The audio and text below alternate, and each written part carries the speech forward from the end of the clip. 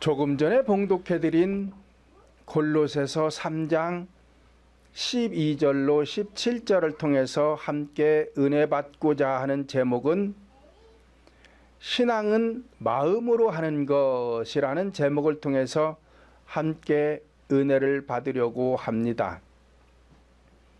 결론부터 말씀을 드리면 머리로 하는 신앙은 이론적인 것이요, 말로 하는 것이요, 쉬운 것입니다. 그래서 의식적인 신앙이 되기 때문에 인간의 나쁜 성품이 변하지를 않는 것입니다. 그래서 아무리 신앙생활을 오래 해도 성도들은 복을 받을 수가 없는 것입니다. 반대로 마음으로 하는 신앙은 이론이 아니라 실제적인 것이고, 말이 아니라 행동으로 하는 것이고, 쉬운 것이 아니라 어려운 것이고, 의식적인 것이 아니라 내면이 변해서 인간의 나쁜 성품이 좋은 성품으로 변하는 것입니다. 그래서 복을 받는 신앙이 되는 것입니다. 우리가 예수님을 믿으며 신앙생활을 하는 것은 마음으로 해야 하는 것이지 머리로 해서는 되지 않는 것입니다. 그런데 오늘날 어떤 사람들은 머리로 신앙생활을 하면서 마치 성령 하나님을 믿는 것처럼 생각하는 사람들이 있습니다. 그러나 마음이 아닌 머리로 신앙생활을 한다면 그것은 성령 하나님을 믿는 것이 아니라 일반 종교생활에 불과한 것입니다. 로마서 10장 10절을 보면 사람이 마음으로 믿어 의에 이르고 입으로 시인하여 구원에 이르느니라 말씀을 하였으며, 로마서 14장 23절 하반절을 보면 믿음으로 쫓아 하지 아니하는 모든 것은 죄니라 말씀을 하였습니다. 이와 같이 마음으로 하지 않는 신앙은 모든 것이 죄가 된다는 것입니다. 왜 죄가 되는 것이냐? 마음으로 하지 않는 신앙은 모든 것이 위선적이요 가식적인 신앙이 되기 때문에 죄가 되는 것입니다.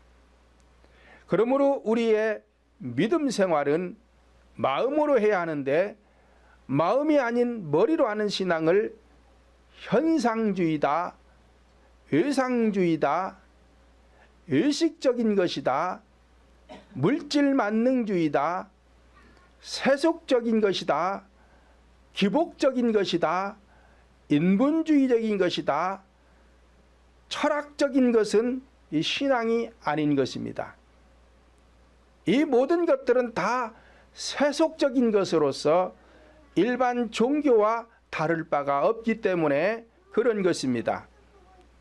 그러므로 우리는 내면적인 신앙을 가지고 마음으로 성령 하나님을 믿어야 이것이 신앙이요, 이것이 신자가 되는 것입니다.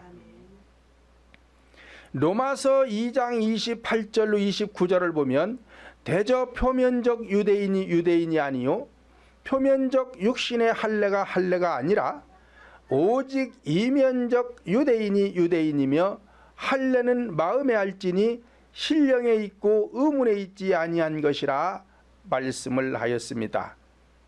이와 같이 우리 신앙은 마음 안에다가 할례를 행하고 마음 안에서 구원을 받고 마음 안에서 성령 하나님을 믿는 것이 신앙인 것입니다. 그렇다면 오늘날 우리가 마음으로 믿는 신앙생활을 하는 성도들이 되려면 성령님이 내 영속에 임재를 하셔야 마음으로 믿어지고 입으로 확실하게 시인할 수가 있는 것입니다. 그런데 성령 하나님은 우리 인간 속에 오실 때에 아무데나 오시는 것이 아니라 인간의 영 속에만 오시는 것입니다.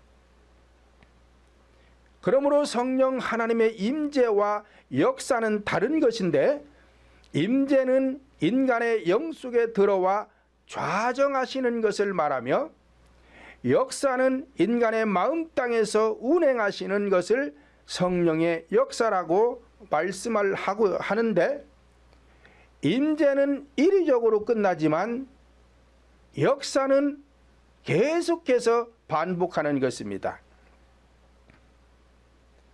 그래서 역사는 임재하신 성령 하나님께서 내 마음 땅에서 지경을 넓히시기 위해서 일하는 것을 역사다라고 하는 것입니다.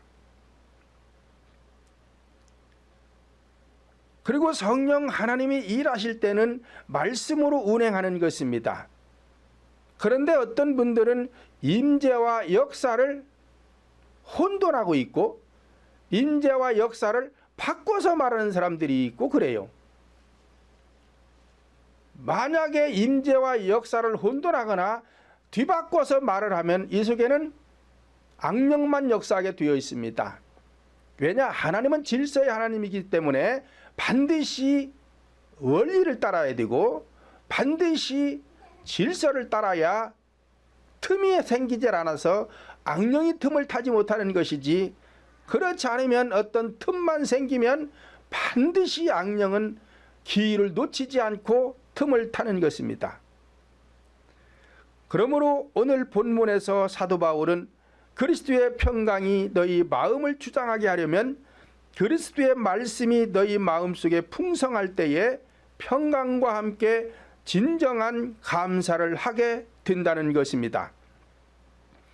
그러므로 우리 신앙은 첫째로 용서하는 성도가 되라는 것입니다. 그런데 이걸 용서를 하되 말로만 용서하는 것이 아니라 마음으로 용서를 하라는 것입니다. 말로는 잘 되는데 이 마음에서는 사실 잘 되지 않는 것입니다. 그렇기 때문에 계속 성령 하나님은 성도들에게 마음을 다하고 뜻을 다하고 힘을 다하라고 하는 것입니다. 본문 13절을 보면 누가 네게 혐의가 있거든 서로 용납하여 피차 용서하되 주께서 너희를 용서하신 것과 같이 너희도 그리하라 말씀을 하였습니다. 그리스도가 우리를 용서하신 것처럼 우리들도 남의 허물을 용납하고 용서를 해야 하는데, 용납하고 용서하려면 본문 12절에서 말씀하는 조건을 갖추라는 것입니다. 그러므로 너희는 하나님의 택하신 거룩하고 사랑하신 자처럼 긍휼과 자비와 겸손과 온유와 오래 참음으로 옷을 입으라. 그러니까 아무나 남의 허물을 용납하고 용서할 수 있는 것이 아니라 이런 조건이 내게 갖추어졌을 때 가능하다는 것입니다. 그래서 성경 전체는 제가 계속 말씀드리지만 조건적인 거라 이 말이에요. 조건적인 거. 어떤 조건이 갖춰지지 않으면 안 두게 돼 있는 거예요. 그러니까 그 조건을 갖추어야 남의 허물이 용납하게 되고 그 허물을 용서할 수가 있는 것입니다.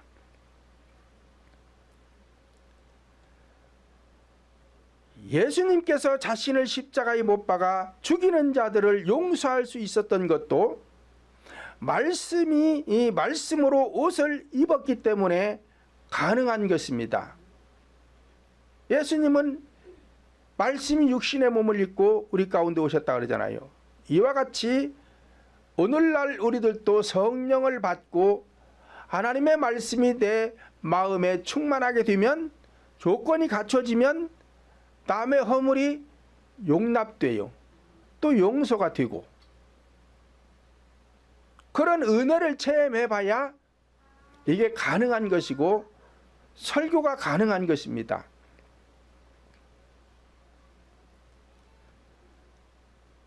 제가 성령 하나님께로부터 용서의 은혜를 받고 보니까 미워했던 사람이 전혀 미흡지가 않아요. 나에게 어떤 모함을 하고 험한 말을 하고 그런 사람이 미흡지가 않아요. 그때 이후로 지금까지는 누가 어떤 것을 나에게 해도 미워한 적이 없습니다.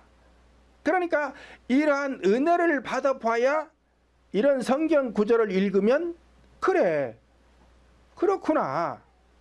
그리고 내가 이해가 되고 깨달아지고, 그러니까 여러분들에게 용납과 용서에 대해서 자세히 말씀을 드릴 수가 있다 이 말이에요. 이것이 진리인 거예요. 그러니까 내 안에서 이루어진 걸 가지고 여러분들에게 말해주는 것이 진리다 이 말이에요. 이루어지지 않은 것을 가지고 말하는 것을 성경은 거짓자라고 그러는 것이고, 두 번째로는 성령 하나님의 사랑이 마음에 있어야 한다는 것입니다. 본문 14절을 보면 이 모든 것 위에 사랑을 더하라, 이는 온전히 매는 띠니라 말씀을 하였습니다. 성령 하나님의 사랑은 원수까지도 사랑할 수 있는 사랑입니다.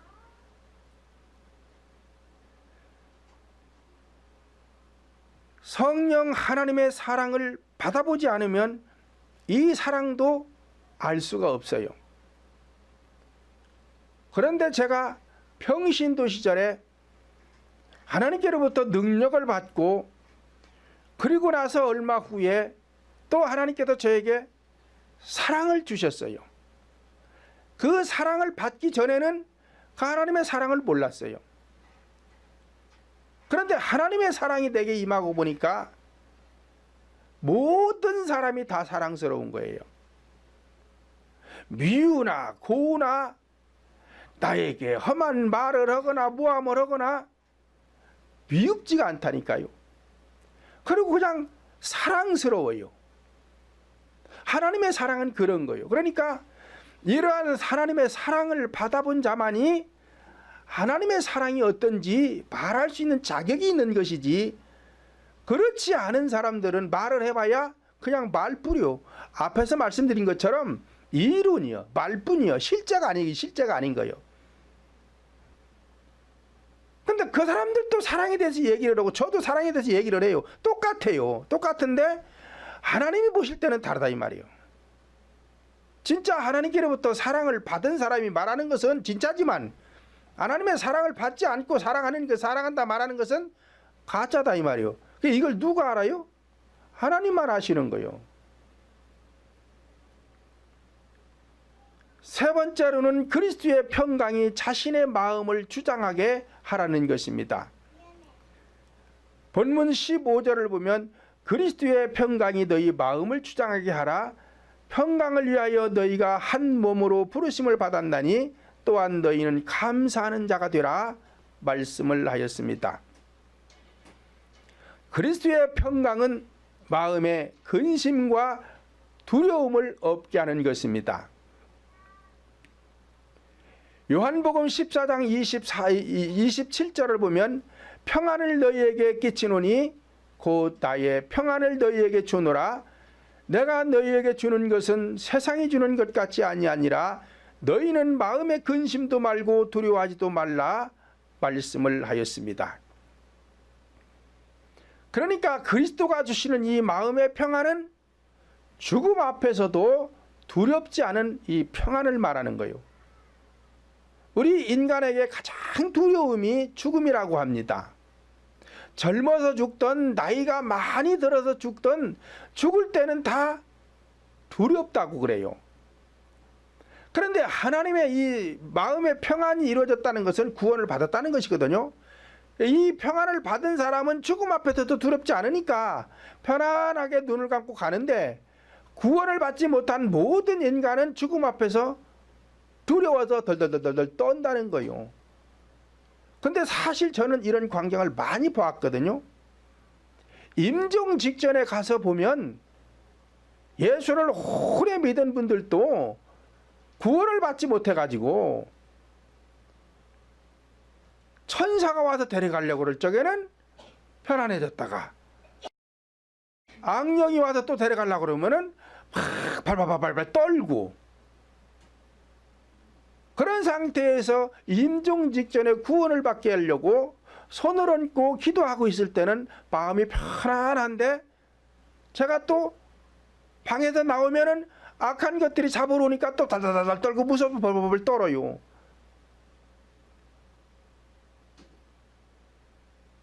나이가 많이 들으셨는데도 죽음 앞에서 떠는 이유는 구원을 받지 못해서 마음에 평안이 없어 그렇단 말이에요. 그러니까 예수님께서 십자가에 못 박여 죽으실 때에 두려움이 없었어요. 죽음에 대한 공포가 없었어요. 그러니까 자신을 십자가에 못 박여 죽이는 자들을 용납하고 용서해달라고 하나님 앞에 기도하잖아요. 그 하나님의 평안을 누가 받았어요? 스데반 집사가 받았어요. 그래서 스데반 집사가 돌에 맞아 죽으면서도 얼굴이 천사와 같이 튀면서 저들이 죄를 몰라서 그러니 저들의 죄를 용서해달라고 스데반 집사도 그러잖아요. 그런데 사도들 모두가 그럽니다. 사도들 모두가 순교를 당해요. 그런데 이 순교를 당할 수 있는 것은 마음에 평안이 있기 때문에 순교를 당하는 것이지, 두려움의 공포 속에서 두렵고 무섭고 떨린다면 어떻게 순교를 당하겠느냐 이 말이에요. 순교당할 수가 없지요. 그 자리에서 예수를 부인하고 죽지 않으려고 그러겠죠. 그렇지만 이들에게는 다 하나님의 이 평안이 임해 있었기 때문에 죽음 앞에서도 두렵지 않았어요. 이러한 평안이 나를 주장하게 하면 환경이 나를 지배하겠느냐 이 말이요. 어떠한 환경이 와도 그 환경에 내가 지배를 받지 않으니까 나는 기쁘고 즐거운 거요. 마음에 평안이 있는 거요. 그러니까 이러한 평안을 받아본 자만이 또 이 평안에 대해서 여러분들에게 말해줄 수가 있는 거예요. 이거 다 받아야 되는 거예요. 하나님께로부터 다 받아야 있는 것이지 안 받으면 없어요. 그런데 받지도 않고 받은 것처럼 생각들을 해요. 그건 착각이에요. 하나님께서 나에게 뭔가를 주실 적에는요, 내가 확실히 알게 주세요. 모르게 주는 게 아니에요. 확실히 알게 주시고 이러한 평안이 내게 임하면 실제로 어떤 환경이 나를 지배하지 못해요. 그러니까 바울 사도가 복음 전파하다가 매를 맞아서 피투성이가 되고 발에는 족쇄가 채워진 상태로 감옥에 갇혀 있는데도 기뻐하라, 기뻐하라, 내가 다시 말하노니 기뻐하라 그러잖아요.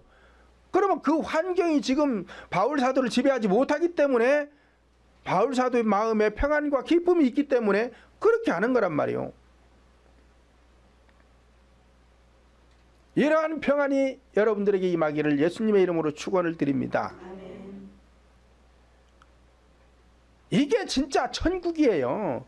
그래서 천국은 죽어서 가는 게 아니에요. 현세에서 천국을 누리는 거예요. 그래서 현세에서 내 마음에 천국을 이룬 사람이 내세에 천국을 보장받는 것이지, 현세에서 천국 못 이룬 사람은 죽어서 천국 절대 못 갑니다. 갈 수 있는 게 아니에요. 누가 오래요 가게? 오라고 하지 않아요. 그런데 모든 일반적인 교회들이 전부 그렇게 가르쳐. 그냥 죽어서 천국 가는 걸로 가르쳐. 현세에서 천국 이루지 못한 사람은 죽어서 절대 천국 못 가요. 못 가는 거예요. 목숨 끊어짐과 동시에 천국과 지옥은 갈라집니다. 임종 맞고 있는 사람들 가서 보세요. 예수를 안 믿은 사람들에게 그런 현상이 없지만 예수를 믿은 사람에게는 반드시 두 천사가 옵니다. 현세에서 천국을 이룬 사람들은 악령이 오지를 않아요. 올 수가 없어요. 그런데 예수는 오래 믿었는데 현세에서 천국을 이루지 못한 사람들이 있어요. 아주 엄청 많습니다. 그런 사람들은 반드시 둘이 와요. 천사와 악령이 같이 와요. 서로 데려가려고 그래요. 이 사람의 영혼은 악령의 소속인데 예수를 오래 믿었으니 하나님께서는 이 영혼을 구원시키기 위해서 천사를 보내는 거예요. 여기서 둘이서 계속 싸웁니다. 서로 데려가려고. 이때 내가 어느 편에 서느냐에 따라서 천국으로 갈 수도 있고 지옥으로 갈 수도 있는데 이때 지도자의 역할이 아주 크다 이 말이에요. 그러니까 능력이 필요한 거예요. 이때 임종을 맡고 있는 그분의 영을 악령이 지금 붙들고 있는데 이 악령을 놓게끔 능력을 행사해서 밀어내버리면은 천사를 영접해서 바로 천국으로 가버리는 거예요. 여기서 갈라지는 것이지 죽음 후에 무슨 천국이 그 천국으로 가고 지옥 가는 거 아니에요. 그러니까 천국은 현세에서 목숨이 살아있을 때 이루어지는 거예요. 그 사람만이 내세의 천국 보장받아 가는 것입니다. 네 번째로는 마음으로 감사하는 자가 되라는 것입니다. 본문 15절 하반절을 보면 또한 너희는 감사하는 자가 되라 말씀을 하였습니다. 감사도 입으로 하는 감사가 아니라 마음으로 하는 감사를 말하는 거예요. 그러니까 마음을 평강히 주장을 하고 있으니까 진정한 감사가 나오는 것이죠. 그런데 마음이 지금 우울해요. 우울증에 걸려가지고 한날 죽느니 사느니 목매달아 죽을까, 약 먹어 죽을까, 높은 데 올라가서 죽을까, 물에 빠져 죽을까, 이렇게 지금 상태에서 감사한다고 해서 이게 진짜 감사냐 이 말이에요. 이건 가식이지. 그렇잖아요. 그 사람에게 무슨 감사가 있어요? 감사가 없지. 그런데 감사하세요, 감사하세요 이러고 가르쳐 주잖아요. 그런 사람들은 지금 자신에게 감사가 없어요. 유선자예요. 가식적인 거예요. 그걸 가르쳐 주는 거예요. 저는 그렇게 안 가르치잖아요. 감사할 조건을 만들어주고 감사하라고 그러지, 감사할 조건이 없는데 뭘 감사를 해요. 감사하기는. 근데 일반적으로 그렇게들 가르쳐요. 우울한 사람도 병들어서 지금 사형 선고를 받아가지고 병원에서 6개월밖에 못 사네, 3개월밖에 못 사네. 그런데 거기다 자꾸 감사하게 쌓고 그 되냐고요? 안 된다니까요. 그런 사람 병을 싹 고쳐줘 버려봐요. 그래서 건강을 회복해 주시면 저절로 감사가 되는 거 아니요. 그렇게 해서 감사의 조건을 만들어주고 감사를 하라고 그래야 되지.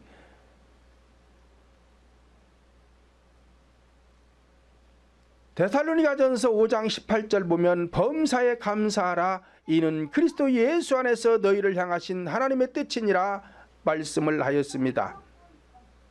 범사란 감사할 수 없는 상황 속에서 감사할 수 있는 것을 말하는 것입니다. 그러니까 이 감사뿐만이 아니고 앞에서 말씀드린 대로 이 사도 바울이 매를 맞아서 피투성이가 돼가지고 족쇄가 채워진 상태에서 감옥에 갇혔단 말이에요. 그런 상태에서도 기뻐하라 기뻐하라 하잖아요. 그런 것처럼 감사라는 것도, 범사에 감사라는 것도 지금 감사할 수 있는 상황이 아닌데 마음에서 평안이 이루어져 있으니까 환경이 어떠하든 지금 나는 감사할 수 있는 것을 갖다가 말하고 있다 이 말이에요. 그러니까 성도들 마음에 평안을 주어서 죽음 앞에서도 두렵지 않은 평안이 있을 때 감사하세요. 그런 상태가 왔는데도 감사 안 하면 안 되잖아요. 그러니까 거기다 대고 감사하라고 해야 되는 것이지. 지금 우울증이 걸려가지고 약 먹고 죽을까, 목 매달아 죽을까, 높은 데 가서 죽을까, 바다 가서 물에 빠져 죽을까, 지금 염려하고 있는 사람에게 감사하라고 한다고 되겠느냐 이 말. 이거는 잘못된 가르침이죠. 그런데 많은 사람들이 그렇게 가르쳐주고 있다 이 말이 지금. 다섯 번째로는 진리의 말씀이 마음속에 풍성하게 하라는 것입니다. 본문 16절 보면 그리스도의 말씀이 너희 속에 풍성히 거하여 모든 지혜로 피차 가르치며 권면하고 시와 찬미와 신령한 노래를 부르며 마음에 감사함으로 하나님을 찬양하라 말씀을 하였습니다. 이와 같이 그리스도의 말씀, 진리의 말씀을 가르치고 권면하려면 내 마음속에 진리의 말씀이 풍성해야 한다는 것입니다.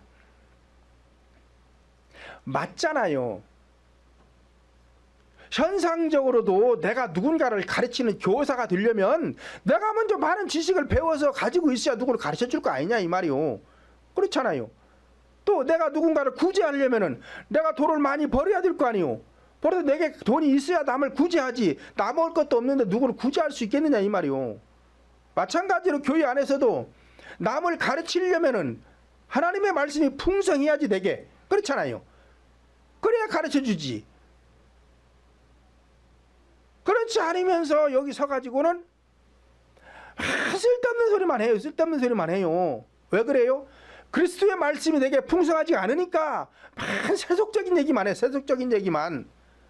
그리고 자기가 하루 일주일 내내 돌아다니고 여기 갔다 오고 저기 갔다 온 얘기만 해주고.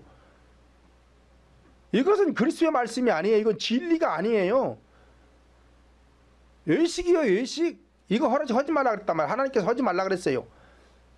그런데 의식만 해. 진리를 전해주는 것이 아니라 세속적인 얘기들만 해요. 왜 그래요? 그리스도의 말씀이 내 속에 풍성히 있어야 되는데 줄 게 없어, 줄 게 없어요. 줄 게 없으니까 쓸데없는 소리만 하고 있는 거예요.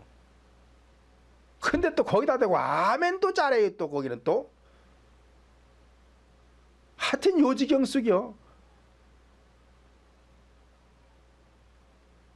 진리가 전해질 때, 마음에서 깨달아질 때 그때 아멘해서 딱 받는 거예요. 아무 때나 쓸모없는데 아멘 하면은요 악령만 들어와요. 아무리 예배 시간에 지금 설교자가 예배 시간에 말씀을 잘 전해줘야 되는데 쓸데없는 소리를 할 때에 아멘으로 받으면은 악령만 쏙 들어가는 거예요. 아멘도 아무 때나 막 하는 거 아니에요.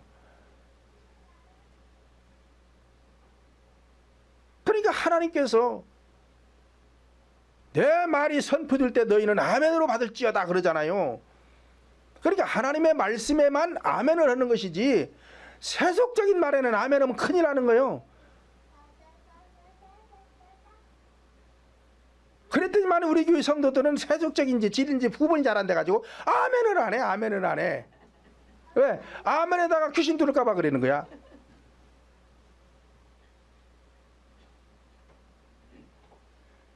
고린도전서 14장 19절을 보면 그러나 교회에서 내가 남을 가르치기 위하여 깨달은 마음으로 5마디 말하는 것이 1만마디 방언으로 말하는 것보다 나으니라 말씀을 하였습니다.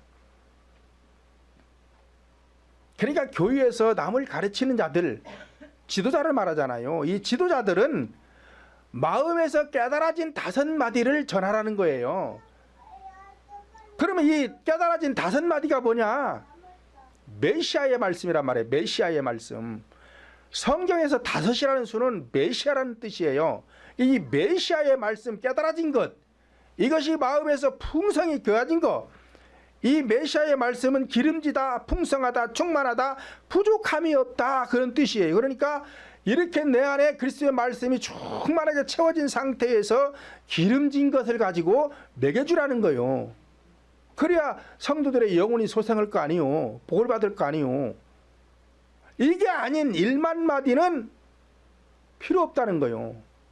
1만마디라는 것은 제가 먹기 시작해서 끝날 때까지 10년이면 10년, 30년이면 30년 한 걸 다 털어서 1만마디라 그러는 거예요. 이게 다 필요 없다는 거예요. 소용없다는 거예요. 5마디만 못 얻다는 거예요. 그러니까 성도들이 복을 받을 수가 없어요. 못 받는 거예요.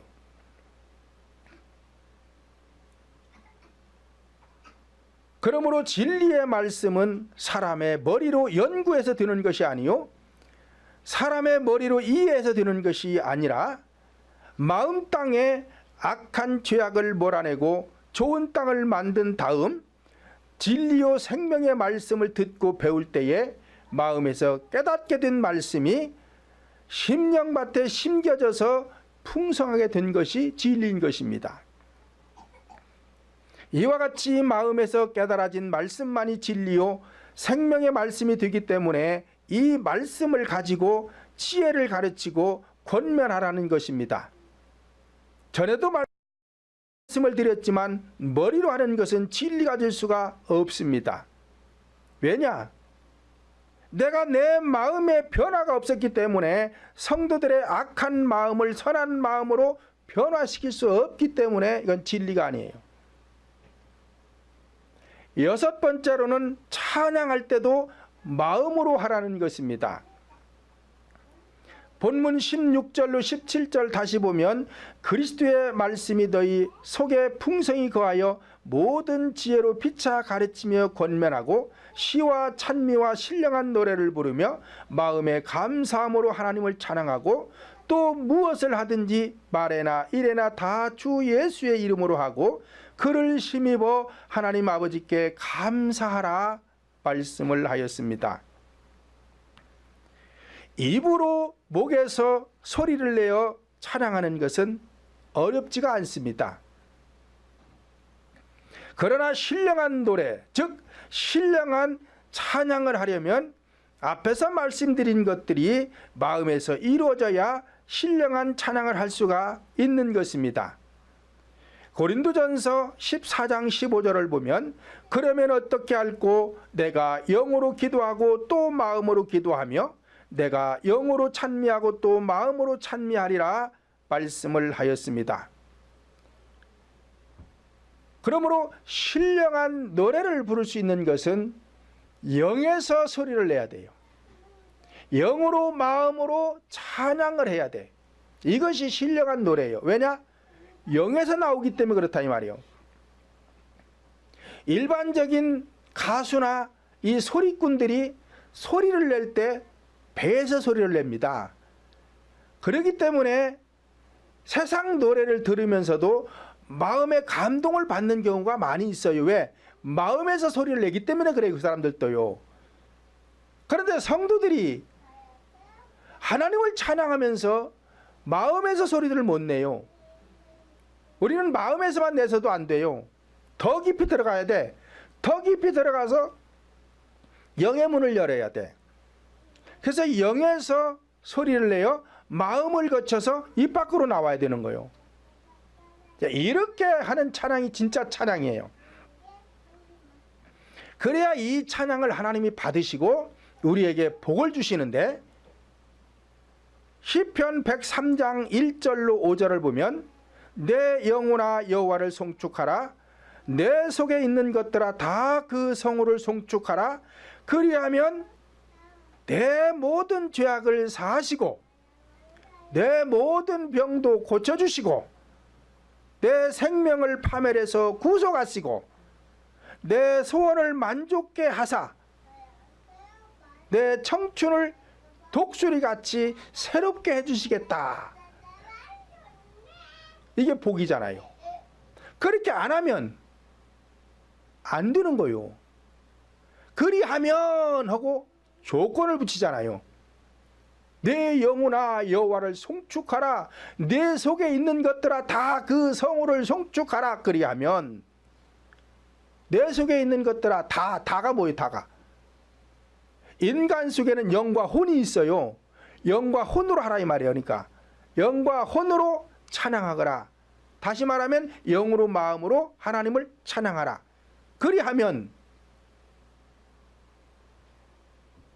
죄를 사해 주시고 병도 고쳐주시고 구원받지 못한 영혼 죽은 영혼을 살려서 구원받게 해주시고 그리고는 내 소원이 뭐냐? 소원을 만족해 해주시겠다. 그러니까 영적인 소원 범사적인 소원 다 주시겠다는 거예요. 그런데 이렇게 안 하면 안 된다는 거예요.